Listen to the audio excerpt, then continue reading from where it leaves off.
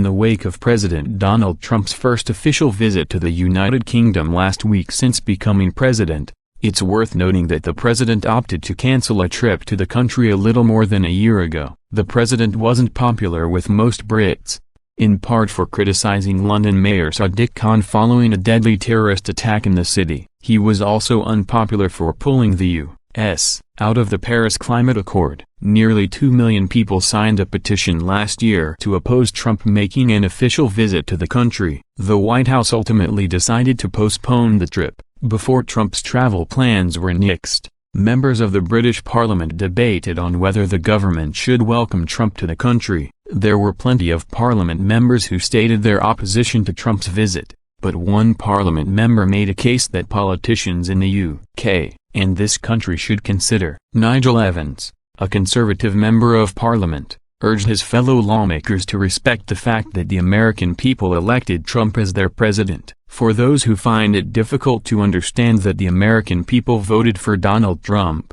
get over it because he's president of the United States, Evans said. He urged those in Parliament to look closer at why people felt the need to vote for Trump. We can't understand, some of us, how could you possibly vote for Brexit? How could you possibly vote for Donald Trump? And the fact is that the people have. Those were the forgotten people, Evans said. Just like we had the forgotten people in the United Kingdom, there are the forgotten people in the United States of America, he added. We may not like some of the things that he says, and I certainly don't like some of the things that he said in the past, but I do respect the fact that he stood on a platform which he is now delivering. Evans noted that as unpopular as Trump is, he holds a distinction over a number of career politicians. He's going to go down in history as being roundly condemned for being the only politician to deliver on his promises, Evans said. He also pointed out that those who call Trump racist are also, in turn, calling those who voted for him racist. And that's not a way to treat the American people,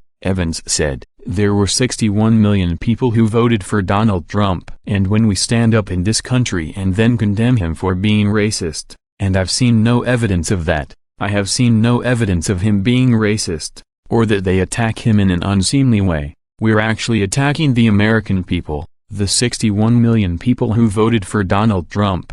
The most vocal reaction to Evans' comments came when he claimed he had seen no evidence of Trump being racist. Gasps and boos could be heard from some Parliament members. But he continued with his comments, and pointed out that like him or not, Trump became president because the citizens of the United States voted him into office. If they wanted more of the same or the usual stuff, well, that was on the ballot paper, Evans said. But they decided by the majority of states in the Electoral College, as it works, that they wanted Donald Trump. As much as the media and those on the left love to paint everything the president does as wrong or evil, they fail to mention that the majority of people who voted Trump into office are happy with the job he's doing and support him. Maybe they don't mention it because it drives them more crazy than the simple fact Trump became president in the first place.